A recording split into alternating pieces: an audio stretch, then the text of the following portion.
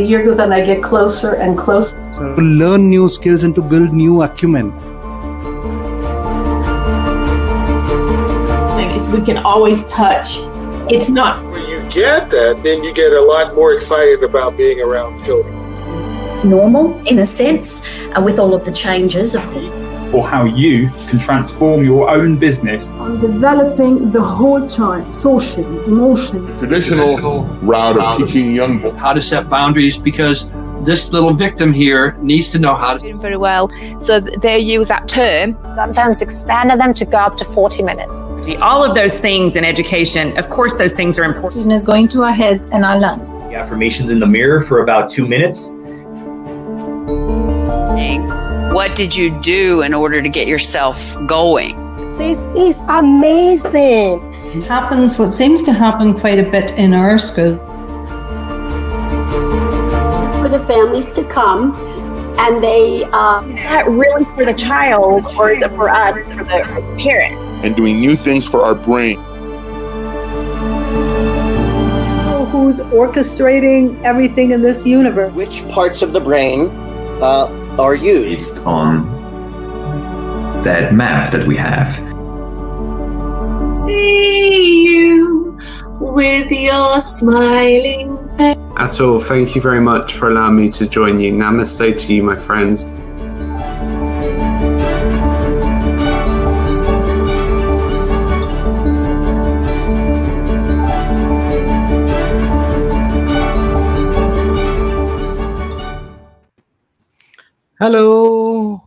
Hello and welcome. Thank you everyone who has joined us from different parts of the world to our Early Childhood Global Spotlight Talk Show. My name is Atul and I'm a proud member and co-founder of this wonderful community, and also one of the founders of a preschool chain in the name of WOWkids. We have close to 150 centers spread across 20 states of our country. The purpose and intent of this show is to know, deliberate, understand, and explore the most important time in the child's early years of growth, especially birth to 6 years of age. We invite world-class experts on every subject and try to ask questions which are relevant to today's parents and early childhood global educators. Also, if you have any question during the show, feel free to leave a comment and we would be very happy to take them up during the show. So friends, today we have a very special guest, Connie Manson. We are also joined by our very own Marianne Herman from the United States. Hi, Connie. Hi, Marianne. Hello. Good morning to me, but good evening to you. Yes.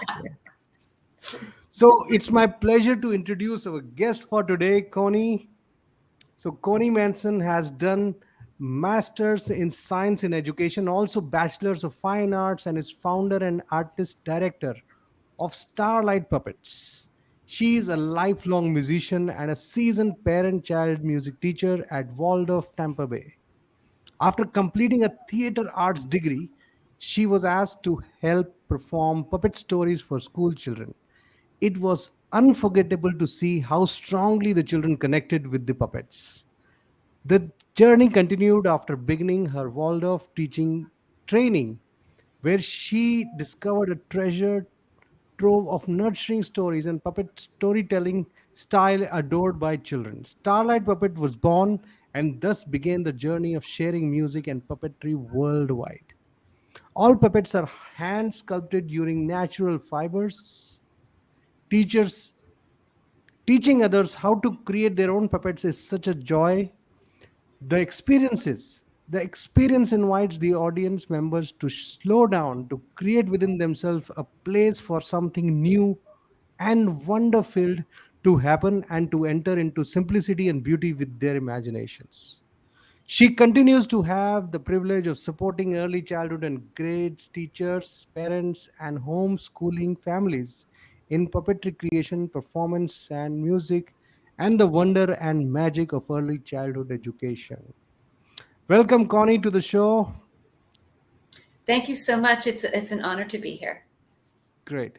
So allow me to introduce once again, every time, our very own, my co-host, Marianne Herman.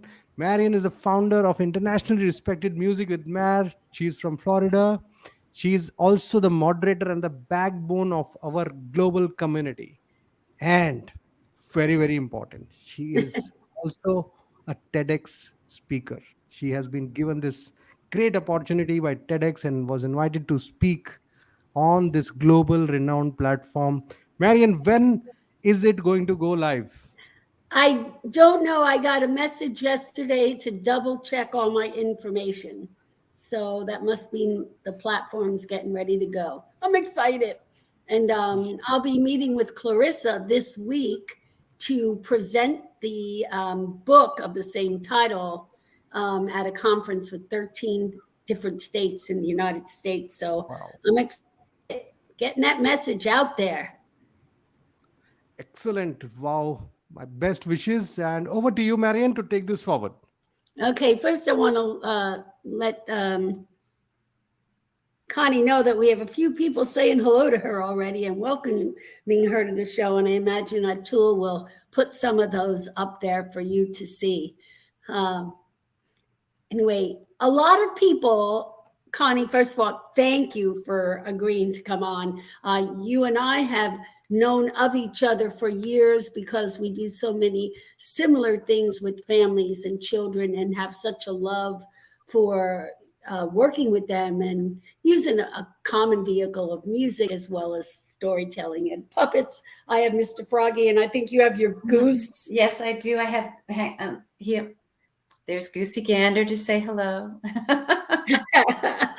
And you work at the Suncoast Waldorf School. And there's so many people that we have several different types of educational systems for our young children. Many are familiar with Montessori. And then there's Reggio Emilio. But Waldorf is not as well known, and it should be. It is a wonderful, wonderful experience. And I love Rudolf Steiner, the founder.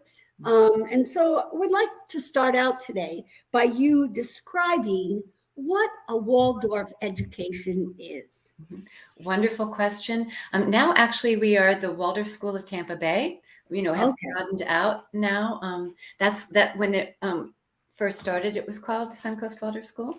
But yes, we now serve the entire Tampa Bay. Got bigger. Yeah. Mm-hmm. So I think it's an interesting, there's so much to Waldorf education that, hey, we could be here for hours. However, since that is not possible today, I wanted to describe Waldorf education in a nutshell, right? The best one can. Now, I'll begin with just sharing this. One of my earliest teaching experiences was in New York City in a small neighborhood school just around the block from where I lived. And there was some Montessori and Bank Street curriculum work, and I was helping children, 3, 4, 5-year-olds learn their letters. And it was interesting. The teacher that I was working with said, well, yes, we teach them their letters and then they forget. And then we teach them again, and then they forget. And then as they're writing them down, they would invert them. And developmentally, they are inverting their letters. They don't stop inverting them until about the age of 6. And I'm thinking to myself, okay, they forget them and they invert them.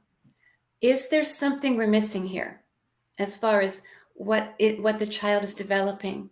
What it is that they need at this age? That's where that question began for me. Certainly the love for the children was all around me, the wonderful teachers, those who had beautiful connections with the children, but were we spending our educational time on what mattered most to create the most beautiful foundation for learning for the children? That became my question. Then I discovered Waldorf education. And because of my theater background, certainly what struck me first were the quality of the stories. I felt that they were nurturing and they understood the realm of where children live. It wasn't trying to take a child from where they are in their consciousness and ratcheting them up to a mini adult experience. It was entirely different. So yes, it was profound. So now I will begin my explanation of Waldorf Education a bit more specifically. It was founded, it's an independent school movement. It was founded over 100 years ago. And I think the impulse for its foundation is interesting to hear. And that was, it had just been, the Rudolf Steiner, who you mentioned before, had been approached by actually the owner of a cigarette factory.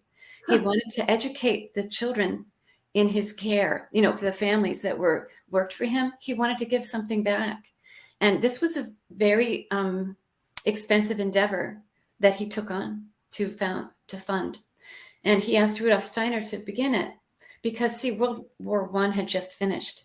And if you can imagine, the images that one might see as one lived in Europe were images of destruction, right? Of people who were discouraged, people who didn't know how to rebuild. You know, where do you go from here? So his question was to Rudolf Steiner, is there a way to educate children that will help them develop into human beings who will be capable of bringing peace into the world? And so it began, Waldorf Education is a deeply meaningful learning process in which experiences, not just acquisition, underscores the knowledge, thereby encouraging students to become active thinkers. The Waldorf approach teaches through activities for the hands, as well as through the mind and also the heart, balancing the physical along with the intellectual, the aesthetic and emotional development. You know, with the multiple intelligences, right? That work that's been done. I come to his name in a moment. Herman, yeah, I'll catch that in a moment. Howard Gardner? The multiple intelligence? Yes. Howard Gardner. Yeah. So it's based on that understanding, but the Waldorf Education came into being prior to that discovery of multiple intelligences, because there was an understanding through what Steiner was a philosopher. He worked deeply with children. He was very sensitive, artistic. He's contributed so much to the world in so many different areas. And this is something that he knew. So we want to work on, again, the whole human being. And I know that's been discussed in these talks before, right? Body, mind, and soul, and the spirit. And creating personal responsibility. Every subject is introduced when the children are most ready for it. And that's through the understanding of child development in a very deep way.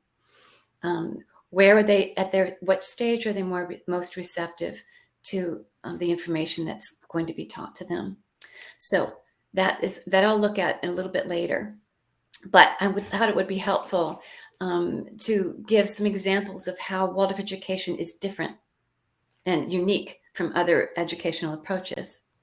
And in the nursery and kindergarten, it's completely non-academic. There's no pushing of math, numbers, letters, reading in the traditional skills-based way, as far as creating how to sound out. We don't sit around and sound out words, right? That's not what our work is. But there is much work in the early childhood. There's much work in the kindergarten and then the preschool. It is through developing the capacity for language, the capacity to understand story through circle and story time, poetry, building an extensive usable vocabulary where children understand the language. And then I'll go into a quick example of what that ends up looking like. There was a study done where in the 1950s, children's vocabulary tended to be around 15,000 words. Yes. And now, so you're aware of this then? And now in modern language, we're down to about 1,500. Yes. Words. So I had an assistant come to work with me when I was teaching in the nursery, who had been in a more mainstream setting. And she had retired and wanted to just work with children. Her love for children is so deep and profound, so bright, and observed so much. And what she noticed after 2 weeks of being with me, She said, the children use the language correctly. They have an extensive vocabulary. And I'm realizing why. You're not sitting them down to a reader to ask them to decode using, simple words so that they, right? You have to pare down the vocabulary to teach a child how to read. And so you're not limiting the vocabulary to just a few words for them to begin to recognize on sight. And also, of course, we don't use the media in our education and encourage families to put the media away at home because they've noticed that certainly that's had a large effect on vocabulary as well. Children tend to not speak as quickly, as soon, as extensively when they're put in front of the TV because the engagement isn't there. Even when there's engagement, attempted engagement in the program, it's just not the same as we all know, right? Because I was just speaking this morning with the project that you're working on in India, there's not the engagement that they need and the response back that they need in order to call forth their own abilities. Okay, right. So, right? But that doesn't mean we're not doing, again, we're building math. We'll be setting the table. There's 1 cup. Here's another 2 cups, right? So it's done through experience and not through drilling and not through the abstraction of putting it on paper. Okay. So let's see. So it is more of experiential learning rather than on the whiteboard, softboard, whatever. It's more than yes. And, yes, and one more thing, Connie, the difference. Yes. See, we are more inclined towards Montessori. Okay, but anyways, I have the idea that I have is that Waldorf has a lot of outdoor activities. Is it right? Mm-hmm. Yes, there's extensive outdoor time spent in a Waldorf school. It is because also children process and learn about the world through their play, right? Yes. So that is a necessary part, a necessary building block of early childhood, an early childhood foundation is to have that time. And also outdoors, children are still so much at one with the world, right? We are too, but it tends to get sidetracked, put to the side more with our heads filled with information, what we have to do here and our responsibilities, adult responsibilities. But we are so deeply connected to nature. And through that sense of being at one more, that's a natural state. It's a natural state of learning that they have done studies on the importance of wonder and how that is a foundational block. With wonder, which of course one would receive as one's looking at a spider spinning a web, or the droplets that are the dew droplets first thing in the morning on that spider web, and how it glistens in the sunlight. What a wonder that is, and how that creates the questions, that creates the foundation for our education there, becoming lifelong learners, an interest in piquing our intriguement with something, how the adult becomes the partner in the wonder, as opposed to, well, let me tell you about, what textbook says about this situation. It's not that we don't want to learn from what other people have discovered, but that is not all there is to the world. So Connie, if I may, so when you enter most schools, preschools, you're going to get everybody sitting in circle time, and first we're going to do our calendar, and then we're going to sing our song. Waldorf Day does not have that type of setting, does it? Not in that way. We don't separate out the learning, right? What a child will walk in, William is here. There's a welcoming of the child, not putting them on the spot by saying, oh, hello, and how are you today? You know how little ones tend to go, kind of, move away from that type of questioning, not because they don't want to engage with you, but because that puts them on a spot that's a way that's quite uncomfortable at that age. But a welcoming, you're here. You're here. We are, and then that bridge, what are we doing today? Today's painting day. See, that's how we give it. We don't say today's Monday. We say today's, and then we offer the activities and the snack that are going to be part of that day. Today we're cutting vegetables for our soup. You brought your carrot from home. Let's bring it over to the table. Let's wash it. And here's your, and we have these wonderful, there's some wonderful tools that are available for young children to successfully help with snack preparation safely. So we allow them to develop, to participate, to jump into the day in that way through the activities of the day. Right. And so now you're mentioning making the soup. So do they bring their own snacks, or is that something that is prepared together?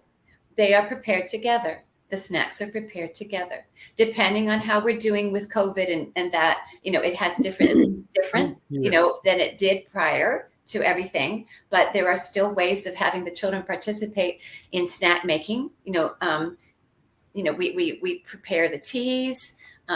We make bread, depending on what day it is. They help measure out the ingredients. They see them in a cup. We don't say here, we don't put up a chart and say 2 cups of flour go into a bowl. They see it with their own eyes, to where a child could end up making the bread themselves at home, right? Just by the repetition. So each day of the week, again, has a different activity, and that shifts. The next week we go back to that same rhythmic activity. Each time of the day has its own rhythm to it. We don't drastically switch out each day and say, okay, today we're doing this and that, and then the next day we begin our morning. Usually a morning does begin with a combination of creative play, and some type of preparation for the snack that day. Wow. And you do have your own garden too, right? They grow some of their own food. The 3rd grade, that's part of the 3rd grade curriculum, where they grow. They garden, and they learn all about how to prepare the soil. In a kindergarten, you will see that we do have some beds that are available for the children to plant in. Different times of year, you'll see that more active than others, obviously. And even in my parent-child classes, when spring comes, I bring out a little dish or a basket, and I have the children scoop out the soil, and we sing a song about Mother Earth. Mother Earth, Mother Earth, take our seeds and give them birth. So we're singing this song as we're scooping the soil out. I will go first, instead of my instructing them so much verbally, as children through their brains actually learn more through imitation at this time. So we don't spend lots and lots of time on lengthy verbal explanation. A simple verbal explanation with singing and the teacher going first, so that the child can, through imitation, they have a natural desire to want to connect in with whatever it is we're doing. That's so important. All I have to just do is begin, and they're right there, right? Yes. So during the spring, even in our parent-child classes, I'm having them scoop the soil in, and then those little seed babies, we sprinkle our seed babies into the soft soil. Now we give them a gentle pat. Here come the raindrops, and then I'll bring a spritzer out and give them a chance to make it rain. And then we give them a blanket, of moss. I'll give them a little blanket of moss so the seed babies can tuck in. And they've heard songs and heard stories, and we've sung. We've had our circle time where we've shared stories about the seed babies resting for the winter time, and how we grow up out of the earth, and the children grow up. They love the image of a plant growing and unfolding, because of course that's where they're living. So we've done that already in circle time. Talked about. Been the little plant looking out into the world and peeking up out of the soil.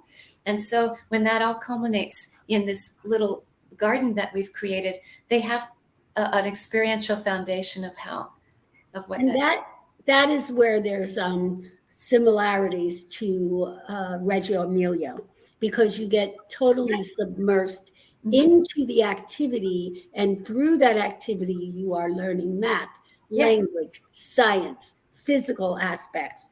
You mentioned the child-parent classes. So there is a differentiation between a child being dropped off at the school for school and the parent staying with the child.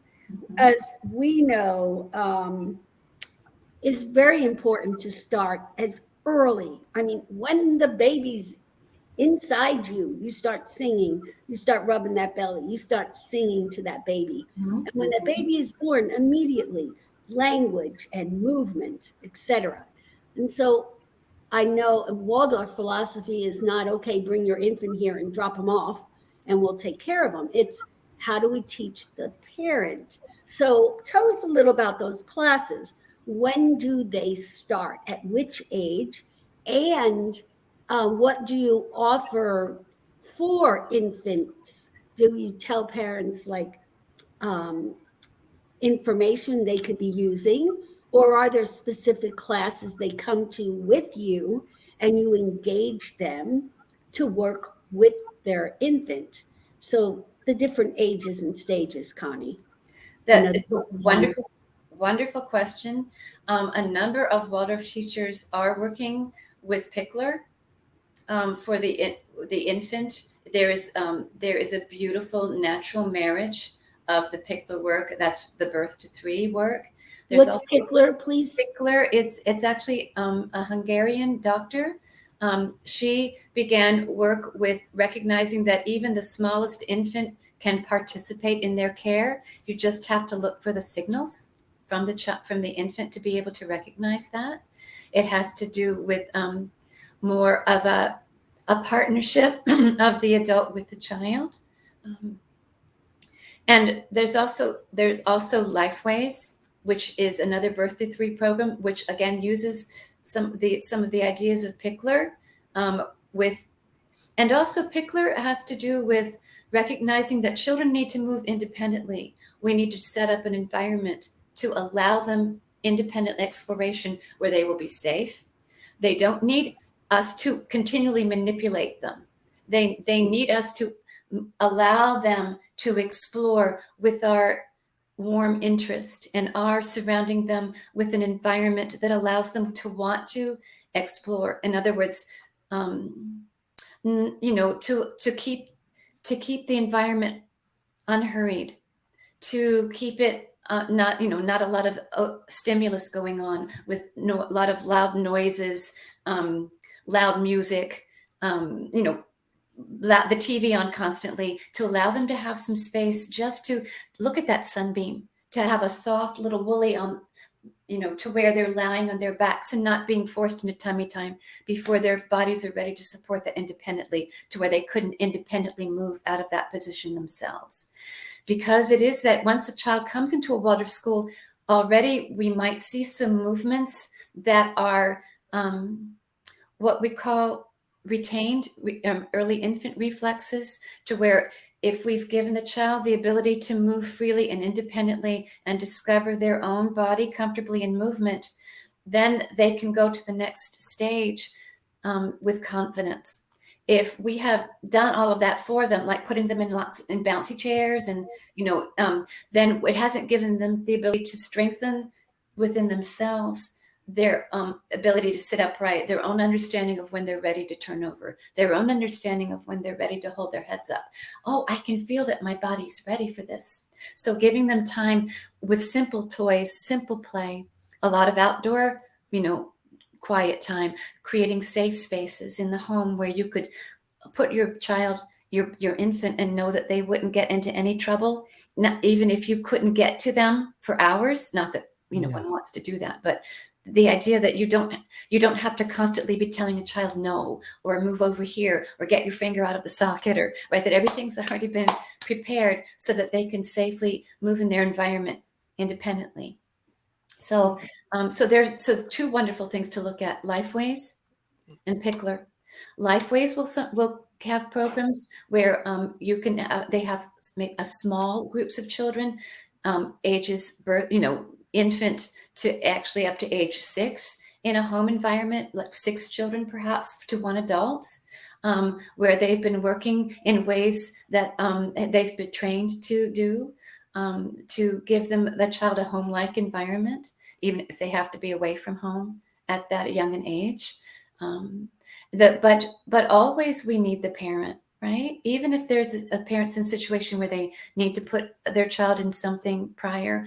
Typically in a Waldorf school, you will find that the pre-K the toddler care begins somewhere around 2.5, depending on licensing. In our particular school, due to our licensing, we start at 3.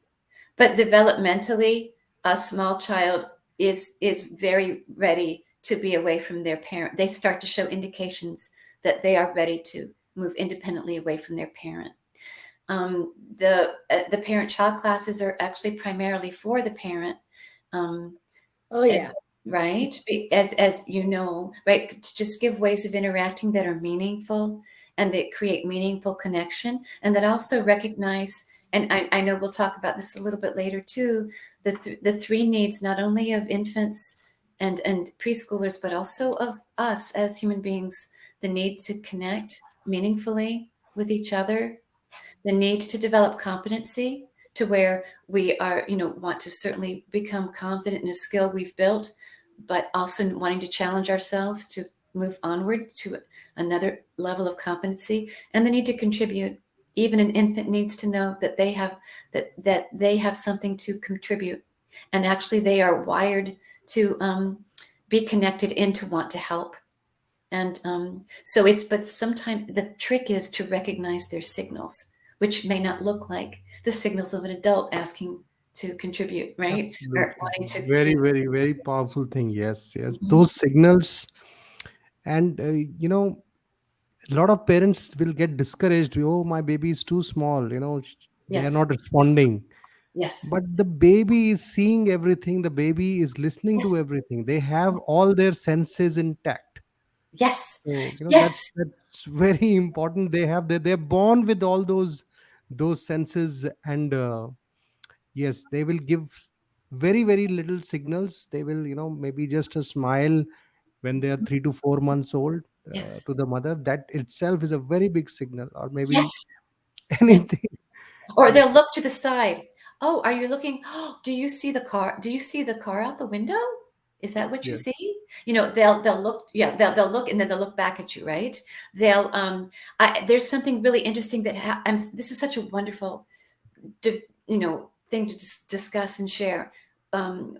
This because also I was holding a parent's infant in the parent toddler class because their toddler was there. Their infant was not even maybe a month old, right? And she just kind of said, I have to run to the restroom. Could you please hold her? And then she says, and I'm going to be feeding her after we'll go into the car and I'll feed her in just a few minutes. So anyway, this little one, as soon as mommy goes away, she kind of, I can tell that she's starting to root a little bit and wanting, saying, basically asking me. She was asking me, where's mom? She knew I wasn't mom. Said, mommy just stepped away. She said that she'll feed you soon. She'll feed you in just a little bit so you can stay with me. And then she just settled right in, not a peep. So there's and it's interesting where I will think that, I'll say something, I don't think they'll understand it, but I'll say it anyhow. And there's a response. Yes. Right? That's also what picked their brains. That's groundbreaking. That was groundbreaking for a number of people. And that was that if you just say, we're going to now take your diaper off. I'm going to start over here. And then just waiting to see what type of signal you might get from the child. Does a leg move? Do they smile? Right? Do they look over? Oh, you're looking over. Do you want me to look over there? Mm-hmm. Yes. That I see that. Basically, the concept is called serve and return. That's how the babies learn. You serve and they return in some or the other manner. Yes. Now, it may not be because the baby is so small. It may not be he or she. The baby will not respond to you as an adult. Yes. Definitely. But yes, they are born with a brain. They need to be, talk to, sing, and you can read to the baby. Everything is possible, and they will all understand everything. They're all feeding everything in their brain at the moment they are born. Yes. I think and yes. And there are, we could even go off into another where you were talking, Mayor, about how singing to the baby, right? Mm-hmm. There have been stories where a little child will start singing the song they were sung to when they were there in developing. There are stories about toddlers saying, mommy, and another one is my sister's on the way. And that's before mommy even knows that there's a little one coming. right? There are stories of little ones after they're born talking about, I know Uncle, going to a picture of Uncle Tom who's already crossed over and said, that's Uncle Tom. How do you know that? See, there's a lot more to life than we know, right? There's a lot of mystery and a lot of wonder. And so with that, again, knowing that the child is connected in a very deep way to what we're doing and has their own thing they're bringing. I know what I wanted to bring to you is this baby sign. I know you're probably familiar with baby sign. A book I was reading on that said that when she taught her baby sign, and their baby was, I don't know, 12 months old, less, they were signing elephant, and they pointed, and she looked up, and there in the curtains, there was an image that, you know how you tend to see, have you ever seen, yeah, no, you have, right? Seen like when you see a cloud and you see the image in the cloud, they saw the image of the elephant in the curtain because it was kind of like this abstract little pattern. Yes. Right? So it's like there's so much going on that they may not be able to say, but they're there, right? Yes. Yeah. Yes. Fantastic. Oh, Marian. So you were starting to allude to this. So I guess go into that. What are the 3 needs of a child? I wanted to share. This is from the 3 needs of the child. I just felt it was so helpful to really contemplate this because it's been things that I've known and we've all known intuitively, but we have it articulated in such a beautiful way. There's a book called Joyful Toddlers and Preschoolers by Faith Collins. She has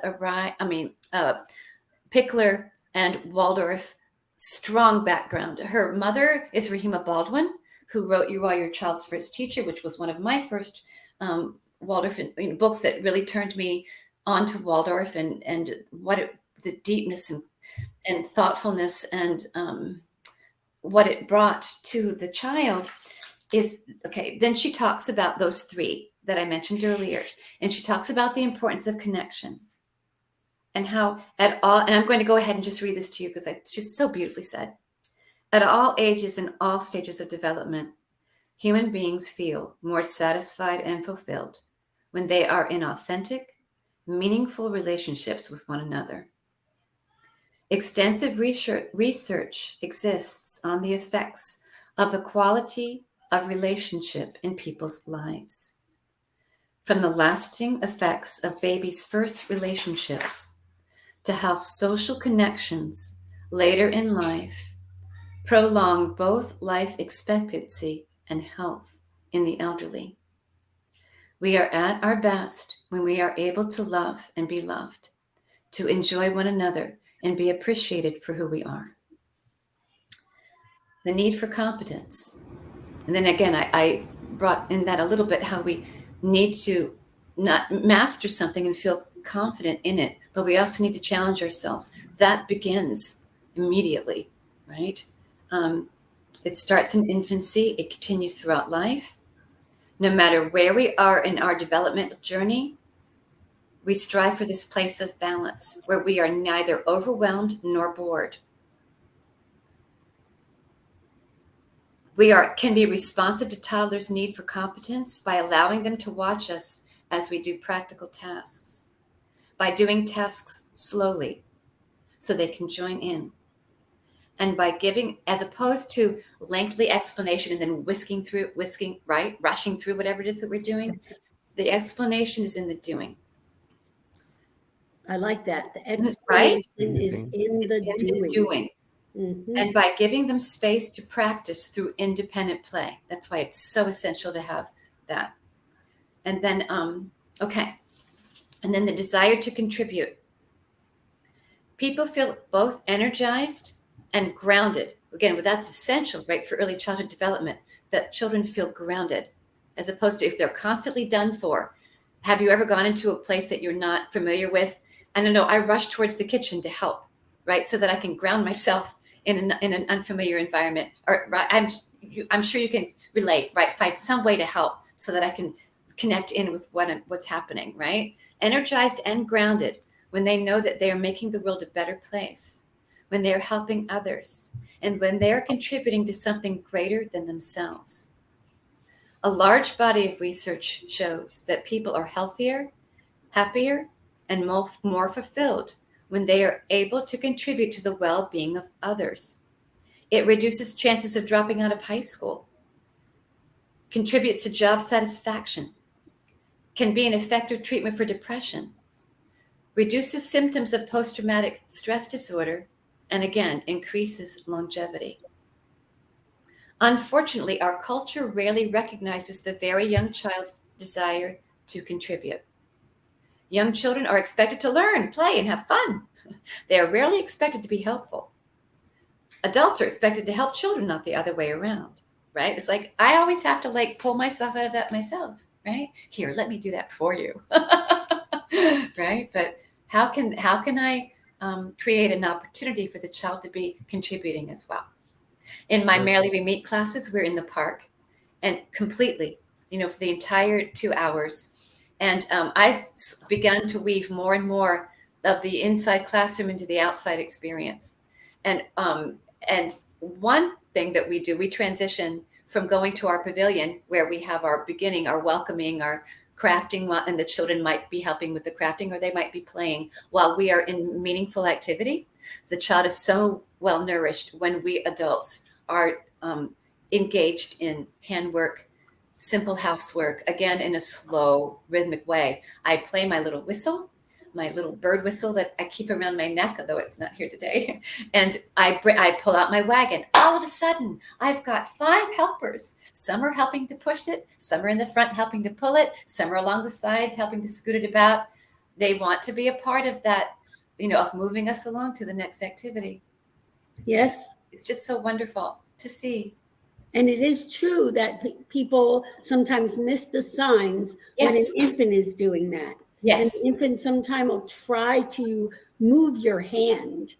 And so many people just think this baby's incapable of having any kind of consciousness, but they have it. As you said, you are born with it. And they do have a sense of consciousness in utero before they come out.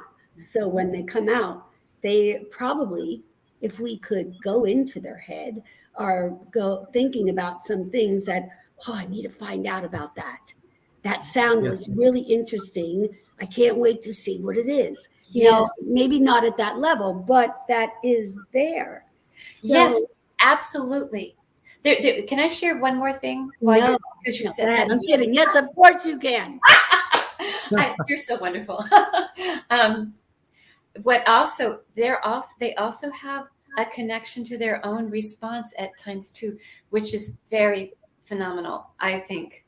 In the kindergarten, I know we're talking about the little one and they're wondering. Yes, it's so wonderful to let them have that wondering. Where's that sound coming from? There's also another part of it too.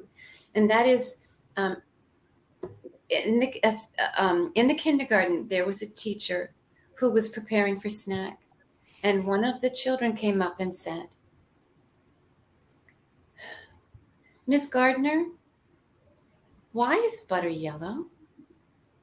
And the teacher looked at them and stopped what they were doing, and gave them their full consciousness, full conscious attention.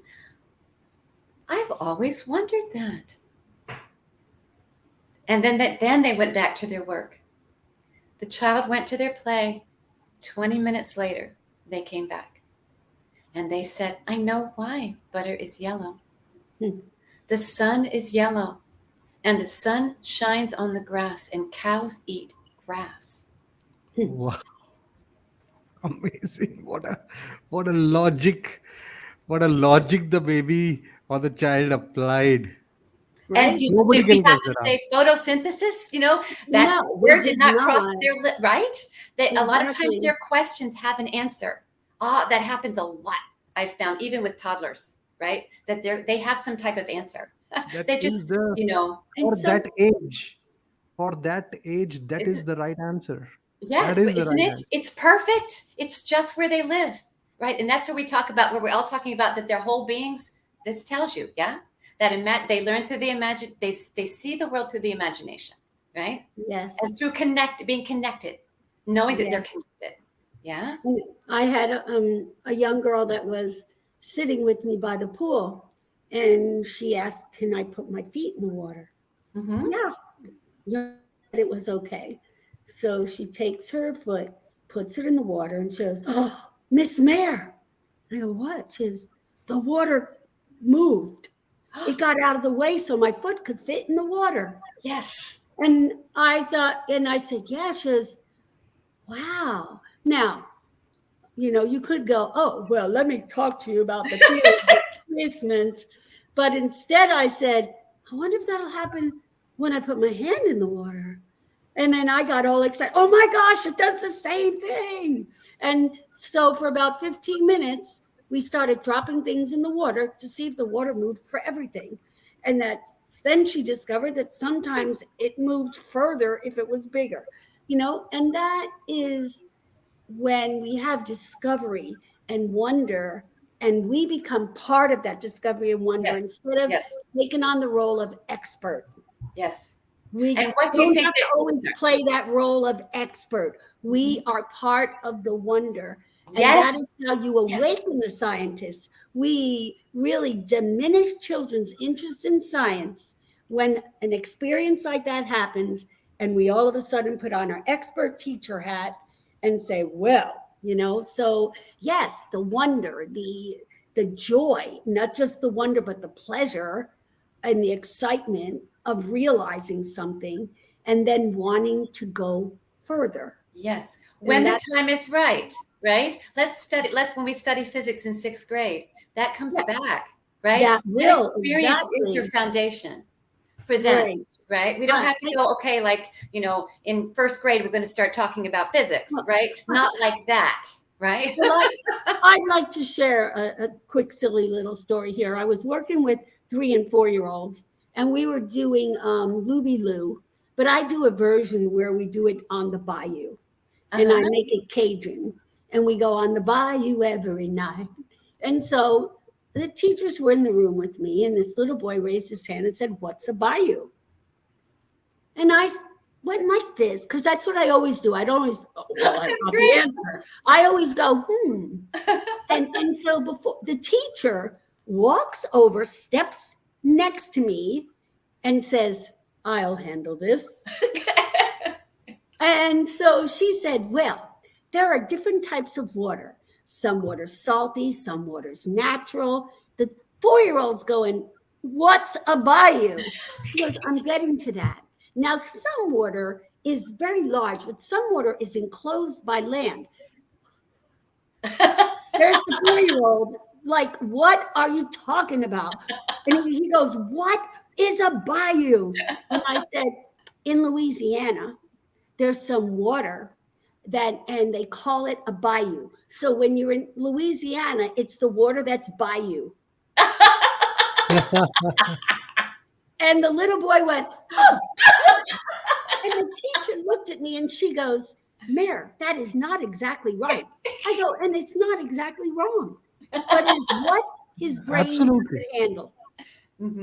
What his brain could handle. Yeah. And, that's one of the beauties that I love with the Waldorf education is you are at the child's level. You are not trying to be the all-knowing teacher. Yes. You are alongside the child, as well as making sure they're protected. Yes. And you're thinking of things that will stimulate them. So we're running out of our time here. So I want to, and I know you probably have so much more to say, you and I would, but let's close up with, and at Tool, you might have some questions. We could get them in here. And if other people want to write in some, but how is, for people that are watching go, well, maybe I would want to explore that philosophy.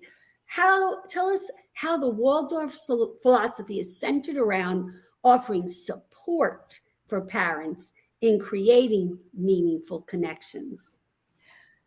Well, actually, you'll find that Waldorf schools will have parent support, parent education. What I love about our school is that we've really developed that. Again, a positive pandemic outcome is that we offer on Zoom and also live to families topics, goodness, beauty, and truth, and their foundational how they're used in Waldorf education as the foundation of education, the importance of boundaries, festival life at home, meaningful rhythm at home. So topics that parents really, I mean, again, we're in this together as a community, a village. We all need to support each other and have each other's backs in caring for these amazing children.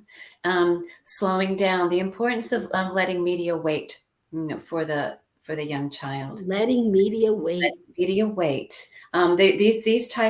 We offer these type of opportunities for the parents. And in the parent-child class, I feel so blessed to be able to offer hands-on experience of how to have a deeper connection with your child, how to recognize when they want to connect with you, how to help them connect in a way that is both meaningful to them and appropriate for the moment.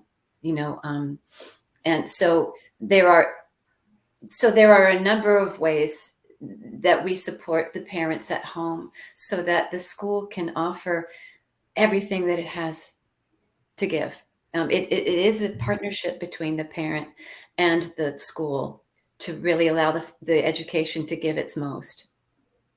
Absolutely. I like that statement. Partnership between parent and school for education to give its most. There are studies that will say that children do better at school when their parents are involved in their education. Absolutely. For example, at our school, we have festivals, a number of festivals and events that happen where the campus is open and the parents, come to share. We had a wonderful holiday fair. We just finished an amazing walk for Waldorf where families came and they were walking around the meadow while we were playing music, and we had snow cones and and the little ones made snowmen because we got some little snowballs out. And so, but the children knew that mommy was coming today, to be at school, finding ways to have parent support so that the children can really feel the community behind them.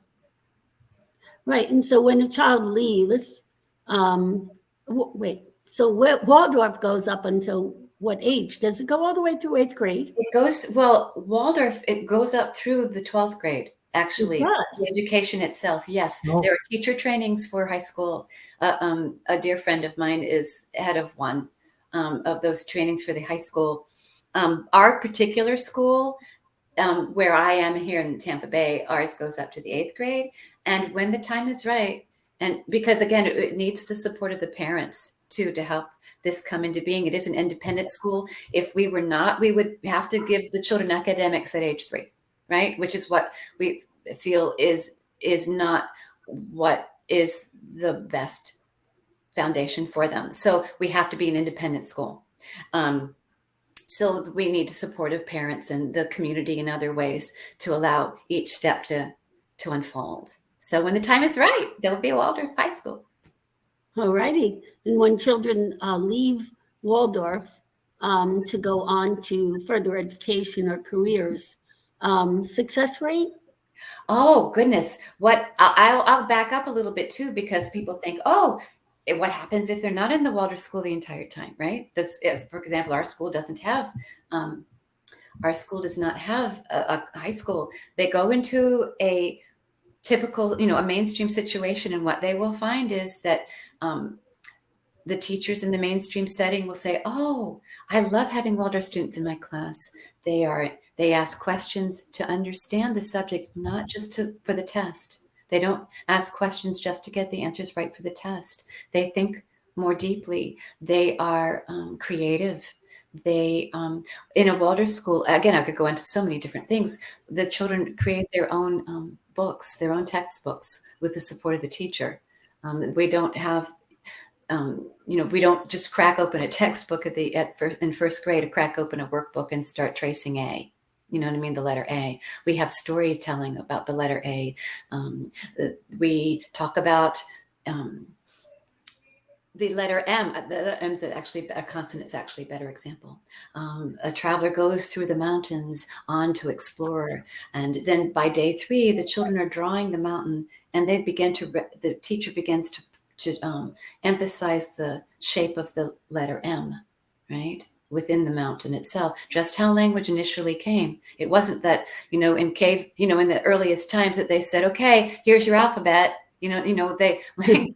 Language developed through experience, through connection, right.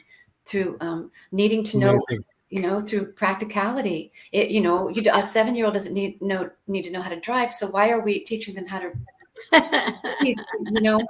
But there's a big window between the ages of, I think, 4 and 12, where children developmentally line up to where they can read. Yes. Yes. And in a Waldorf school, we tend to wait till it's a little bit more meaningful than hat, sat, rat. Yeah.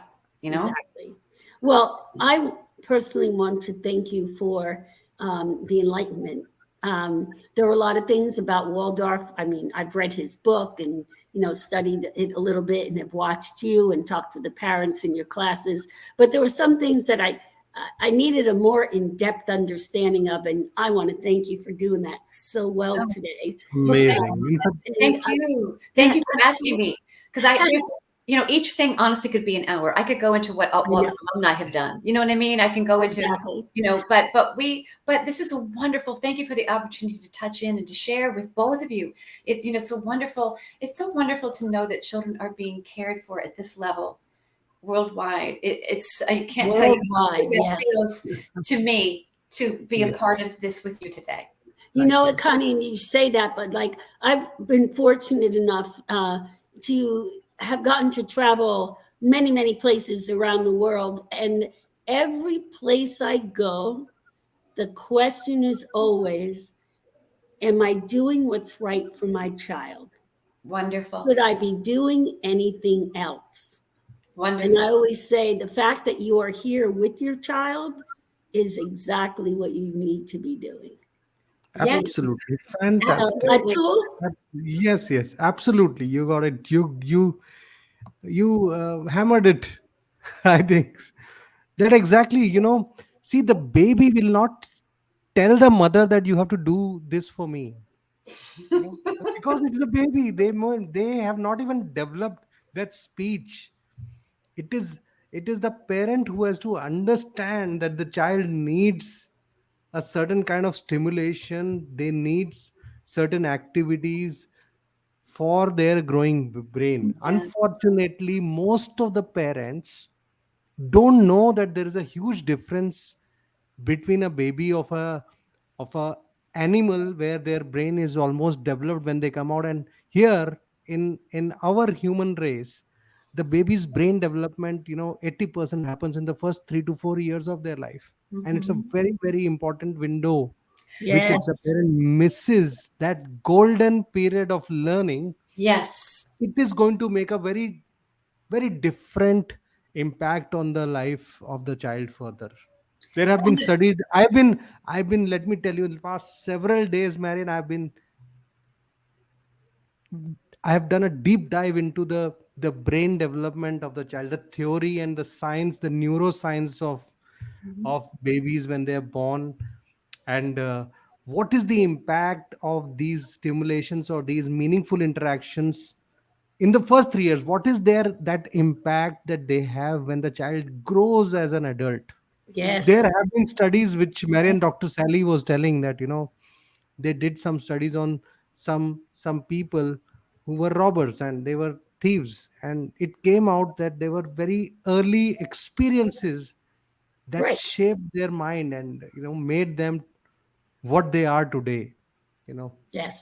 So these experiences in the early childhood, which Marian, you rightly said that the mother who is there in the program is planning or is giving a certain kind of experience to the baby.